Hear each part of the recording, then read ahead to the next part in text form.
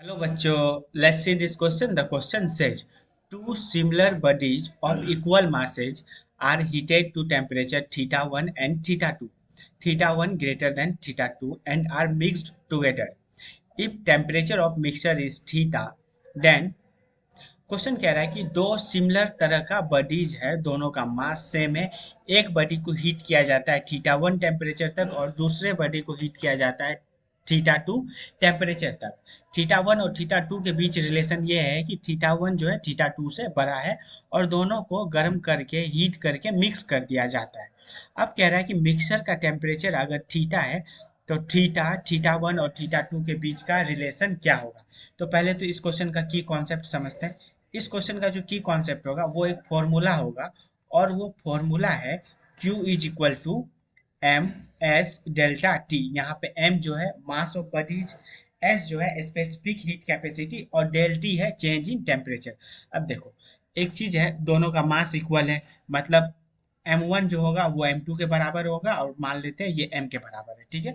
और कह रहा है सिमिलर बॉडीज, सिमिलर बॉडीज का मतलब हुआ कि दोनों का स्पेसिफिक हीट कैपेसिटी है जो है वो सेम है, ठीक है। तो अपना ये चीज समझ में आ गया, ये चीज गिवन है अपने पास। तो अब देखो अगर क्वेश्चन को हम इस तरह से समझे कि डायग्राम की मदद से, तो ये एक बॉडी है, ये दूसरा बॉडी है और दोनों को मिक्स कर दिया गया तो ये एक बॉडी बन गया, ठीक है।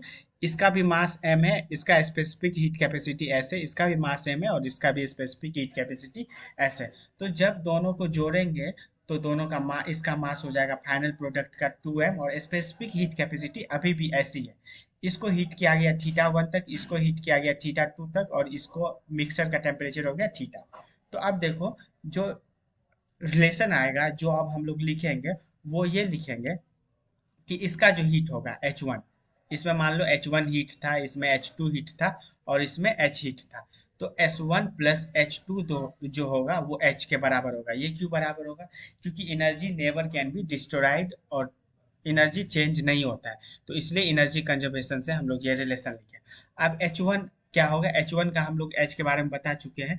H बेसिकली हम लोग Q को ही कहते हैं, तो Q के बारे में बोल चुके हैं, MS डेल्टा T। तो पहले बॉडी को देखें तो इसका M है, S ये है और डेल्टा T कितना है? थीटा 1 के बराबर। दूसरे बॉडी में क्या हो जाएगा? दूसरे बॉडी में हो जाएगा MS थीटा 2 और इसमें मास क्या आ जाएगा? 2m specific heat capacity S और चेंज इन टेम्परेचर क्या है? थीटा। तो देखो एम एस और एम एस यहाँ से कट गया तो यहाँ से थीटा क्या आ गया? यहाँ से थीटा आ गया थीटा 1 प्लस थीटा 2 अपॉन 2। तो hence option number A is the right answer. Hope you understood it well. Best of luck.